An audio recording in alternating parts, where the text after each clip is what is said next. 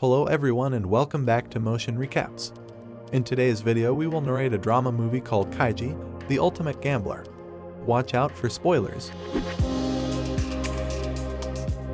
The movie begins with a meeting with Tei Corporation, a criminal organization that acts as a financial consulting firm. A leader of the gang is talking about ultimate power. He asks his subordinates what gives power to a man. A woman named Rinko Endo says money. But the leader says that the answer is too obvious. A sleazy man named Yukio Tongawa interferes and tells the leader that the true powers are in fallout shelters. The leaders commend Tongawa, saying that they will invest in those from now on. After that scene, we follow our protagonist Kaiji Ito. He is working in a grocery shop because he is unable to find a better job. He is frustrated with society at large. Kaiji spends his days gambling, vandalizing cars. Everything changes when Endo finds him to collect a debt. Kaiji's co-worker owes a lot of money to her, but he has vanished. Kaiji signed their contract as guarantor, which means that now he needs to return his money.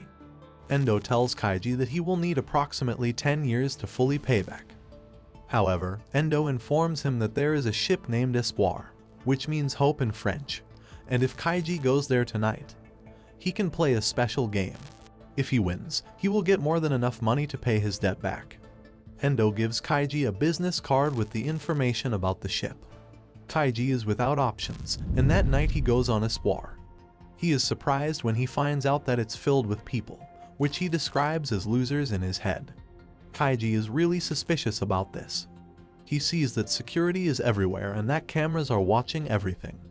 Tongawa walks in and asks for everyone's attention. He says that he will explain the rules of a game only once. He knows that every player is broke, and he wants to give them a chance. Each player will be given 12 cards. Each deck will have a randomized number of paper, rock, and scissors cards. Players will then play against each other. The winner of the round will get 1 star from a loser. Each player will be given 3 stars, and the winner of the game is a person with 3 or more stars left. Players need to play all of the 12 cards before the time runs out. Losers will leave the ship. The time is running out, and everyone is running around to find a partner to play with. Some of them are losing, some of them are winning. Kaiji is trying to find someone to play with, but with no luck. One player who lost is dragged into one room. The door shuts, and everyone hears screams. Kaiji is worried. However, the sun shines on him when a man named Joji approaches him. He tells Kaiji that he is looking for someone for his plan, and then he advises him to play against him. The plan is that both of them play a draw 12 times in a row. Both of them will use every card, and both of them will have 3 stars left. Kaiji decides to trust Joji, and they start to play. Joji tells him to play in order of scissors, paper, and stone. They start to play, and every hand is a draw. Everything is going flawless until Kaiji puts rock, and Joji puts scissors. Joji apologizes to him. He says that he will let him win the next round and that Kaiji needs to play on paper. To Kaiji's surprise, Joji plays scissors and wins again. Kaiji is enraged by betrayal. He starts screaming at him, but Joji says to everyone that Kaiji has scissors for the last card. Kaiji punches Joji, and his blood drips on Kaiji's scissor card. Everything turns to chaos, and then Kaiji sees one old man crying on the floor. He was beaten by the guards because he tried to flush cards down to the toilet. Kaiji teams up with him, saying that he will win for them both. Joji then advises that he shuffles everyone's cards to calm the situation down, and everyone agrees, Kaiji too. After shuffling, Kaiji and Joji go to play the last game. Kaiji asks for Joji's 3 stars if he wins, and Joji agrees because he knows that Kaiji's card is stained with blood. And he gave him back the same card back, and he kept his rock card for himself. They play, and Joji is shocked when Kaiji plays paper. Kaiji explains to Joji that he knew about his plan. He took a paper card from the old man, and he smudged the blood on it. Kaiji takes 3 stars from Joji, and the security takes him. 10 Kaiji and the old man play until they use all of the cards. The times run out, and they manage to play every card. But everything goes down when the old man finds out that he left 1 card in his pocket. There they insert a chip into Kaiji's arm, and they brand him. Tongawa planned to force losers into forced labor by getting them into greater debt. Now Kaiji and others work deep in the ground. They are building the fallout shelter. They need to work for 15 years to pay back the debt, but Tei Corporation is smart, and they are using the special currency in the underground. The workers spend a great amount of money monthly on beer and other treats. They also need to buy medicine because everyone gets sick after a few years down there. That way, the money is constantly circulating. Kaiji figures that out, and he tries his best to save up the money. Their work conditions are terrible, and they are working like slaves. After some time, Kaiji figures out that he is stuck in hell from which he cannot escape. Everyone has a chip in their arms, and they are monitored all day and night. One day a worker named Makoto Sahara signed up for the so-called Brave Man Road, and Kaiji finds out that it's the only way to leave this hell for real. Because of that, he decides to go together with Sahara, and then many others follow them bravely. Everyone gets on a truck that transports them to the elevator. In the end, the group finds themselves on top of a building. Kaiji is happy because he can breathe the fresh air again. Tongawa shows up with his man. He says that everyone can walk free with 10 million yens if they pass the Brave Man Road.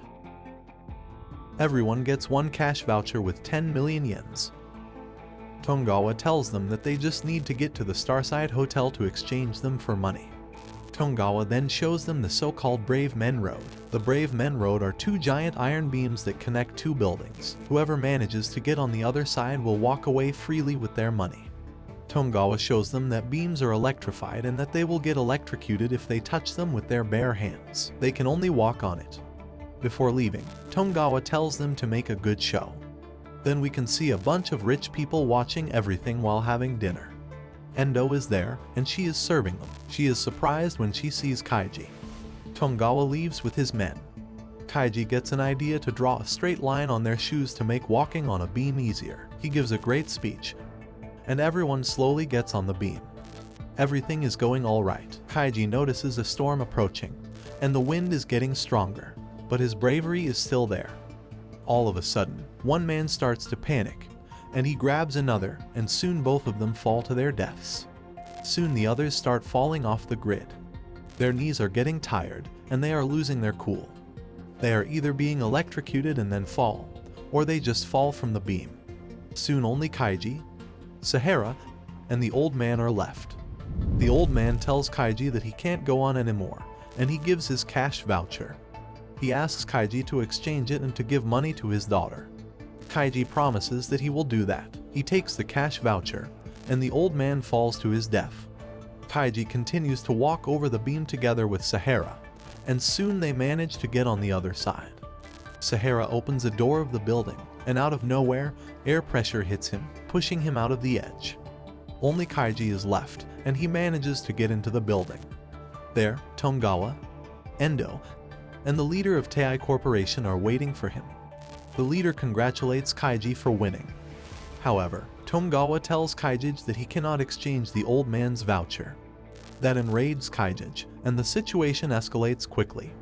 Tongawa tells the staff to take him away, but the leader tells him that Kaiji won, and he asks Tongawa to play one game of Ecard with Kaiji.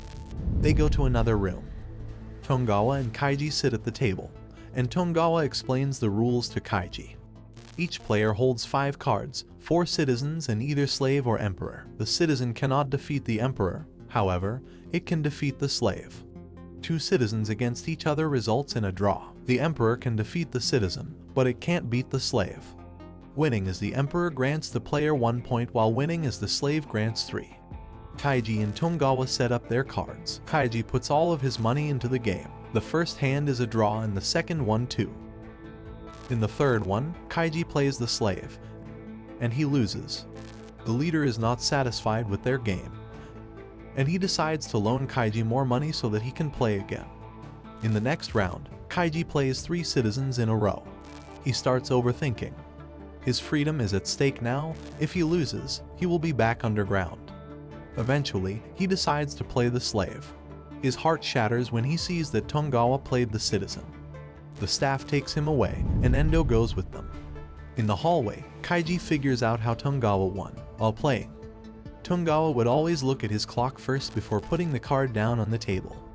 Kaiji didn't see any cameras or anything similar. He is sure that Togawa could see the heart rate on the watch. Kaiji remembers that he has a chip in his arm, and thanks to that Togawa can see his heart rate and turn it against him.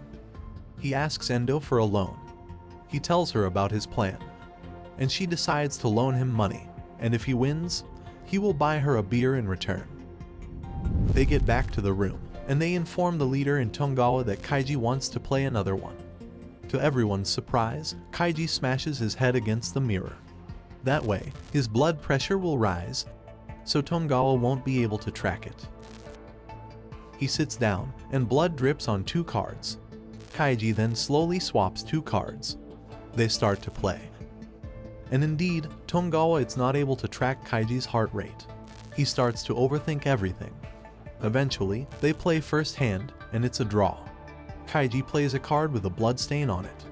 Togawa knows that Kaiji's blood fell on the citizen and the slave card. He plays a citizen against Kaiji. Kaiji plays citizen 2, and it's a draw.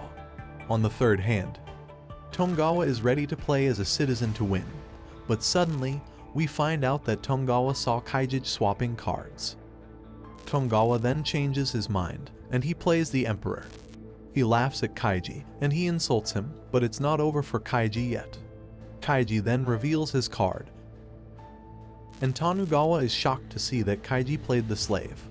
Kaiji then reveals that he tricked Togawa into thinking that he swapped cards when in reality, he didn't. The leader orders staff to take Togawa away into the underground, where he will work for the rest of his life, while Kaiji gets his money.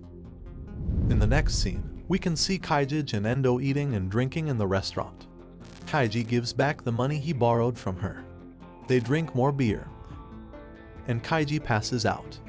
The restaurant owner wakes him up, and Kaiji sees that Endo is gone with his money. Only one envelope is left. There he finds a letter where Endo tells him that she took money for him because he was in debt at the beginning after all. She only left him some amount of money in the old man's voucher. Kaiji goes to the place where the old man's daughter works, and he sends her some money and the voucher over her coworker. The daughter gets out of the workplace to go and exchange money. Then Kaiji walks out, and we can see him going through the busy city street while Tei Corporation plays on a big screen. Kaiji is now a debt-free man ready for a new beginning. And that's it for today's video. If you had a good time watching it, don't forget to like, subscribe, and hit the notification bell for more interesting movie recaps.